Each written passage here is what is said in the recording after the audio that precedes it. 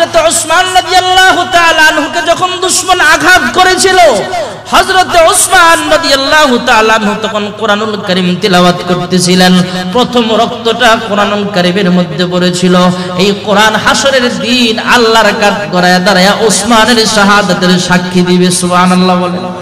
পয়গম্বর আরবি সাল্লাল্লাহু আলাইহি ওয়াসাল্লাম জিজ্ঞেস করার পর ওই মহিলা ডাক দিয়ে বলে, ইয়া রাসূলুল্লাহ, ইয়া হাবিবাল্লাহ, আমি আসলে জিহাদের ময়দানে যুদ্ধ করার জন্য আসি নাই, আপনাকে একটা কথা জানাইবার জন্য আসলাম। ইয়া রাসূলুল্লাহ, ইয়া হাবিবাল্লাহ, আপনার একজন প্রিয় সাহাবী, নাম ছিল তার হানজালা। আমার স্বামী, আমি হানজালার স্ত্রী, ফরজ গোসল করার জন্য রেডি হয়েছে, গোসল খানায় গেবে, লুঙ্গি তোয়ালিয়া সাবান নিয়ে গোসলখানায় ঢুকবে, গোসল করবে। এমনই মুহূর্তে মদিনার অলিগলি থেকে যেন আওয়াজ উঠায়া দিছে, কদ কুতিলা মুহাম্মদ, তোমরা কারা গো এখনো ঘরে বসে আছো?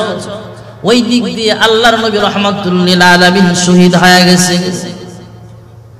আমার স্বামী হানজালা আর এক মুহূর্ত দেরি করে নাই, লুঙ্গি গামছা তোয়ালিয়া রাইখা সব কিছু রাইখা আমাকে বলে, বিবি গো, তলোয়ার দাও, জিহাদের ময়দানে আমি চলিয়া যাব। বললাম, স্বামী আমার গোসল করিয়া যান। কয় না, গোসল করে লাভ নাই, গোসল করলে কিছু সময় লাগবে। তুমি মনে করতেছো অল্প সময়, আর ওই দিক থেকে মুহাম্মদ সাল্লাল্লাহু আলাইহি ওয়াসাল্লাম আল্লাহর নবী রাহমাতুল লিল আলামিন দুনিয়া থেকে বিদায় হয়ে গেছে শুনতেছি।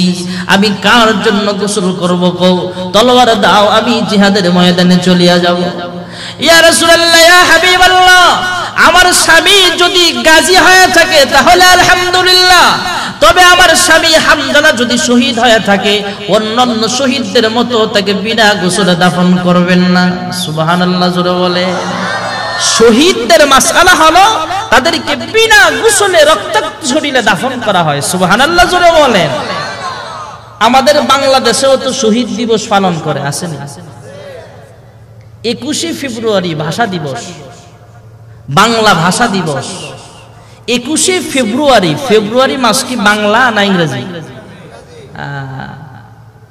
আমরা ভাষা দিবস পালন করি বাংলা ভাষা, কিন্তু তারিখটা বানাই ইংলিশে। কেন? বাংলা তারিখ খোঁজন যায় না। আমরা শহীদ দিবস পালন করি বাংলা ভাষার তরে, আমার সওয়াল কিন্তু ইংলিশ মিডিয়ামে পড়ে। হায় রে আমার বড় আশা, এই দেশেতে প্রচার নাই, এই জামানায় যেমন দেখতে পাই এমন আজব কাণ্ড দেখি নাই, এই জামানায় যেমন দেখতে পাই। ঠিক না বেঠি? আমরা যেইভাবে অপসংস্কৃতি ঢুকায় ফেলছি, ভাইরা আমার, বন্ধুরা আমার, শহীদ দিবস আমরা এইভাবে পালন করব না? পারবো তো ইনশাআল্লাহ। ভাইরা আমার, বন্ধুরা আমার, শহীদদের মর্যাদা কোরআন শরীফে আছে, হাদিস শরীফে আছে।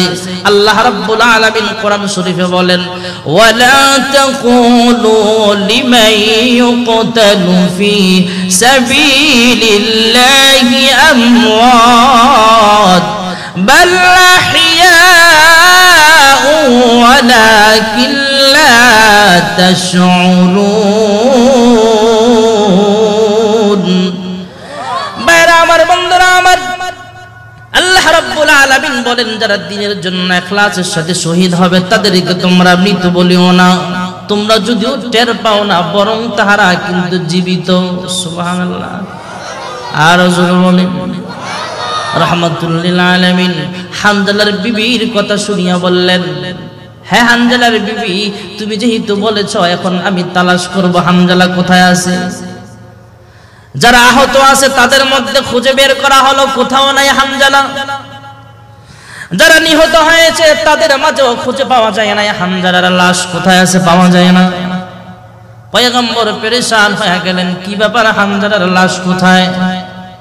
সাহাবাই কেরামদেরকে বললেন, তোমরা তালাশ করে বের করো। সাহাবাই কেরাম খুঁজে বের করতে পারতেছে না, কোথায় যেন নিয়ে গেছে। সবাই পেরেশান, চতুর্দিকে খোঁজাখুঁজি আরম্ভ করেছে, কোথাও পাওয়া যায় না। মহান আল্লাহ রাব্বুল আলামিন হযরত জিবরাইল আমিনকে পাঠিয়ে দিলেন। জিবরাইল আমিন এসে বললেন, ইয়া রাসূলুল্লাহ, ইয়া হাবিবাল্লাহ, কি ব্যাপার পেরেশান কেন? মা তাহজান, কি নিয়ে পেরেশান? ওই হানজালার ব্যাপারে পেরেশান। পয়গম্বর বললেন ইয়া রাসূলুল্লাহ ইয়া হাবিবাল্লাহ, জিবরাইল আমিন বললেন ইয়া রাসূলুল্লাহ ইয়া হাবিবাল্লাহ, পেরেশান হওয়ার কোনো কারণ নাই।